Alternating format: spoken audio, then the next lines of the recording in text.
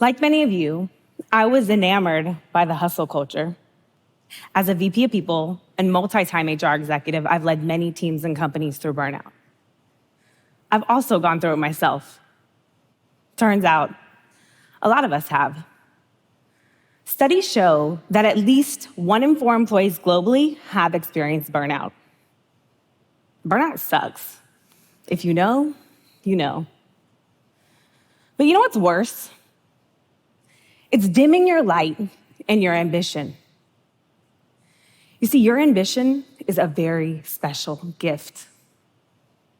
It's that fire in you that keeps you aspiring for more and pushes you to your fullest potential. I believe with the right tools, you can nurture your ambition and avoid burnout. This all starts with learning to set and maintain your boundaries within work, life, and your relationships. Now, boundaries kind of have a bad reputation, right? Some people think of them as an excuse to work less. Others as a reason to say no to everybody and everything. And some even believe they minimize your dreams. But boundaries are actually what empower you to do more and do it better. Boundaries give your ambition a sense of rhythm and pace. So you can create what I call sustainable ambition. So what's the secret sauce? How do we effectively set boundaries? Well, it starts with this hard truth. You can't do everything and avoid burnout. I'll paint the picture for you. It's 4 weeks away from that big deadline. You have mouths to feed, a home to maintain, workouts to attend, and then boom, the inconvenient thing happens. Your child is sick, you're rushing to the vet, or the worst, you receive bad news that rocks you. You're now sitting there in this predicament of trying to figure out, how am I gonna do it all? Well, guess what? You're not.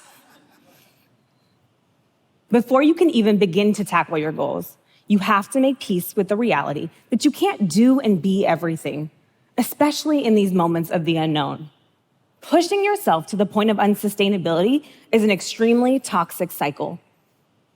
And unsustainability and unrealistic expectations are exactly where burnout starts. So let's talk about how you can create a system to support your ambitions and your boundaries.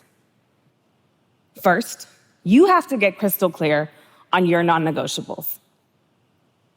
It's up to you to decide what tasks and what habits are essential for you when you hit those high-pressure moments. A non-negotiable could be something like meditating 10 minutes a day, getting to your kid's baseball game, or prioritizing that workout. As it does, life be lifing, and it'll throw you another curveball. And when it does, I want you to ask yourself, how am I going to prioritize my non-negotiable? What is the trade-off? A trade-off is typically something like rescheduling a social activity, canceling your golf lesson. This one's a little controversial, but maybe you're not watching Sunday Night Football. I know it's football season, I know.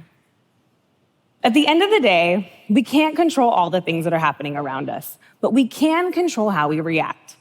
So it's up to us to accept these trade-off moments, adapt, and move forward. The second step is becoming aware of what I call your time bank. Now, when you're frugal with your time, you have more time for your ambitions and your non-negotiables. And when you're frivolous with your time, you're running on that hamster wheel from one thing to another, to another, to another. So just like you would ponder a big purchase, the next time somebody requests your time or a commitment from you, I want you to ask yourself, is this time worth spending? Is this feasible? I like to ask myself, is future me gonna be mad at current me if I say yes to this? It's important to talk to future you.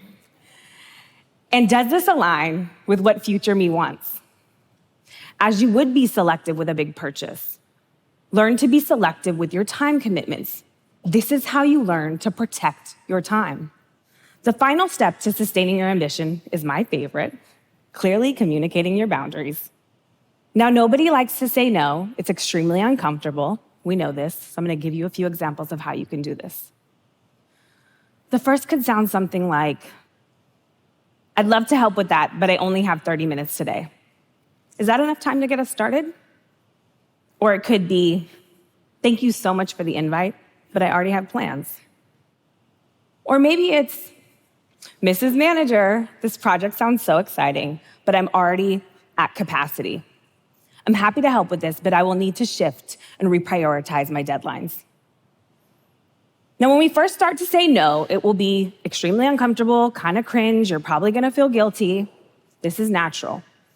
When this happens, I want you to remember your work, your life, and your relationships will never set boundaries for you. It's up to you to create them. After all, only you know your limits, your potential, and your needs. Starting to leverage clear communication as a resource and a tool will contribute to a higher performing and more sustainable version of you. So to bring us full circle, the hustle culture that we've been entrenched in for too long is being taken over by a generation of workers that are prioritizing work-life balance. The Gen Zs have completely run away from the hustle culture, yet the millennials are still stuck in it. It's two sides of a spectrum. But what if the sweet spot is actually in the middle? This means we hustle when we need to, because goals do require hard work. And we prioritize balance and boundaries when we need to, because we must rest, recharge, and reconnect with others. A life with boundaries is a sustainable one. Give yourself the permission to have the time to crush your goals, the space for rest, and the energy to continue to dream big. It's time we let our ambitions light us up and not burn us out. Thank you.